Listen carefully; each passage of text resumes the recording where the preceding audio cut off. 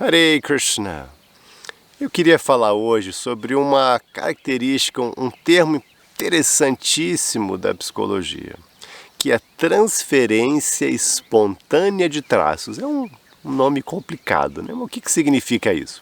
A transferência espontânea de traços diz o seguinte, que você é o que você fala. Mas nesse sentido aqui, as pessoas percebem em você os traços, as características que você fala. Então, se você está falando dos outros, as pessoas vão perceber em você aquilo que você está falando dos outros. Vamos lá, um exemplo então. Você está lá no trabalho, aí você fala, fulaninho é um cara sem vergonha, é um cara chato e preguiçoso. Aí você está falando do fulaninho, você está achando, não, eu estou falando do fulaninho, quem vai? Mas o que acontece, a psicologia explica, é que aí as pessoas vão ver em você aqueles traços, inconscientemente. Isso está tudo acontecendo de forma inconsciente. Então elas vão ver em você a pessoa que é preguiçosa, não sei o quê, elas vão ver em você essas qualidades ruins. E se você faz o contrário, você chega lá, está lá no seu ambiente de trabalho de novo, você fala, não, fulano, olha, ele sempre ajuda, ele é confiável, ele é bacana, e você acha coisas boas para falar das pessoas. Aí as pessoas inconscientemente vão ver em você, tá aí, ó, ele é uma pessoa confiável, sempre bacana, sempre faz as coisas. Então isso é bem interessante, isso é real, tá? Isso é super estudado, é uma coisa assim, é um fato mesmo, assim, da psicologia humana. Então o que quer dizer isso? Quer dizer que quando você está destacando as boas qualidades dos outros, falando bem, elevando os outros, automaticamente as pessoas enxergam em você essas boas qualidades. Elas vão ver você com essas qualidades que você está destacando no outro. E quando você faz fofoca, quando você está fazendo fofoca, querendo diminuir o outro, falando coisas ruins e feias sobre o outro, aí elas vão ver em você essas coisas ruins.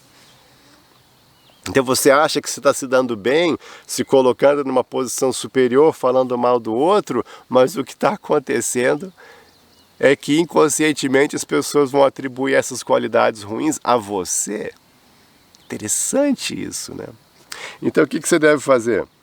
Você deve, fazer o que é óbvio, que é bacana, que é criar um filtro positivo, de ver o que tem de bom nos outros, e não o que tem de ruim. E é engraçado que no caminho do yoga, na Bhagavad Gita, diz isso.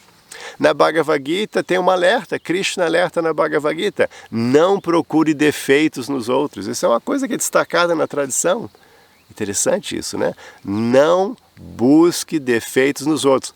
Jesus falava a mesma coisa também.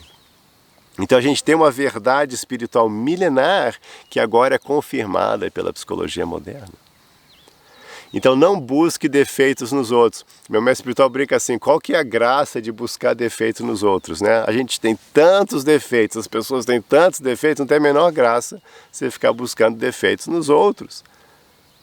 Onde que a gente tem que buscar defeito? Aqui dentro. E a gente não precisa ficar falando para o mundo inteiro, meus defeitos são esses. Não precisa, você precisa olhar.